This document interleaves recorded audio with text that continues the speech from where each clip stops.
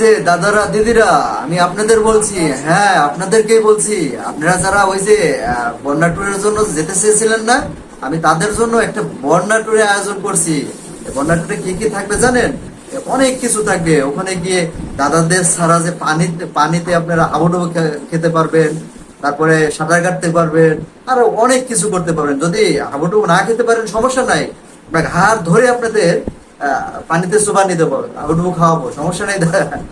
আপনারা অনেক এনজয় করতে পারবেন। আর শুনুন, অবশ্যই আসার সময় কিন্তু কয়েক কালারের নতুন নতুন রঙিন চশমা নিয়ে আসবেন।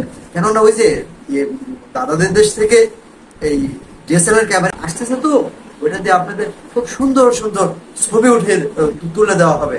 অবশ্যই আপনারা সুন্দর সুন্দর কালারের রঙিন কিছু চশমা নিয়ে আসবেন। হ্যাঁ দাদা ও দিদিরা, কথাগুলো কিন্তু আমি আপনাদেরকেই বললাম।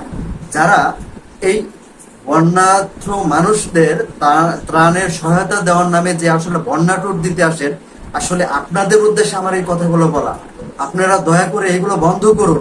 কেননা আপনাদের জন্য যারা প্রকৃতপক্ষে মানুষকে সহযোগিতা করার জন্য আসে, তারা বাধাগ্রস্ত হচ্ছে। আপনারা এসে স্পটগুলো বা হোটেল বলেন, রোড বলে, ব্লক করে রাখতেছেন।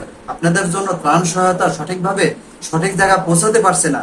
সুতরাং আপনারা যদি আসলে মন থেকে মানুষকে সহযোগিতা করার জন্য আসার চিন্তা না করেন, এই বন্যা ট্যুরের নামে এই কাজগুলো আপনারা সকলকে বাধাগ্রস্ত করেন, দয়া করে আপনারা ঘরে বসে থাকুন। এবং প্রকৃত অর্থে যারা কাজ করতে চাচ্ছে, মানুষকে সহযোগিতা করতে চাচ্ছে, তারা এসে সহযোগিতা করার জন্য সর্বোচ্চ তাদের সহযোগিতা করুন।